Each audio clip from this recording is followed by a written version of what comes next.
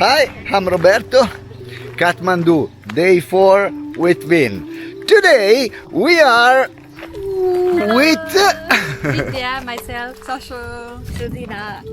and what we will doing today? Today we are going to survey about climate health research. Yeah, And we're in Timpiple community today. yeah. So we are visiting Tinpiple, and we need to find some people who feel easy to give answer of our question.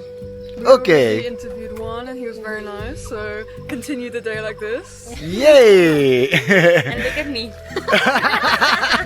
Shall we go?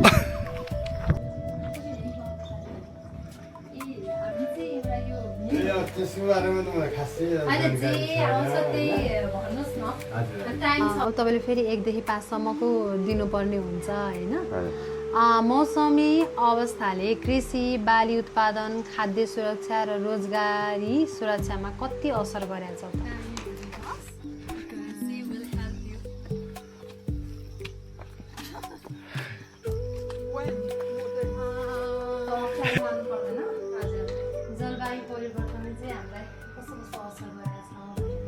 ठाउँमा जलवायु एकदमै भइरहेको छ भने त्यो ठाउँलाई कसरी सुरक्षित गर्ने जस्तो पहिरो आउँदैछ भने के गर्नुपर्छ तटबन्धन गर्ने हो कि त्यसलाई अब त्यो सरकारले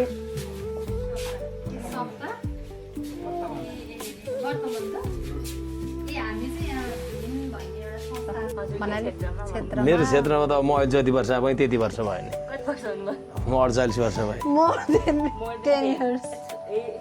त्यो जन्मेदेखि काम गर्ने होइन होला लगभग 17-18 वर्ष गर्दै 30 वर्ष त गरियो एरिया त हुन्छ नै होइन हाम्रोमा त किनभने हाम्रोमा समस्या किन हाम्रो एकासी मुल्कै पानी हुन्छ तपाईँहरू चितु जस्तो होइन चितवन काठमाडौँ भ्याली जस्तो होइन हाम्रो डाइरेक्ट मुल्कै पानी हुन्छ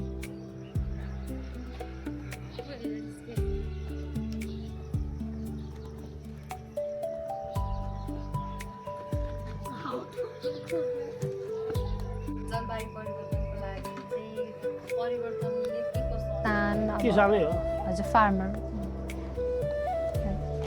हजुरको एजुकेसन चाहिँ छैन 8 ओके बेसिक लेभल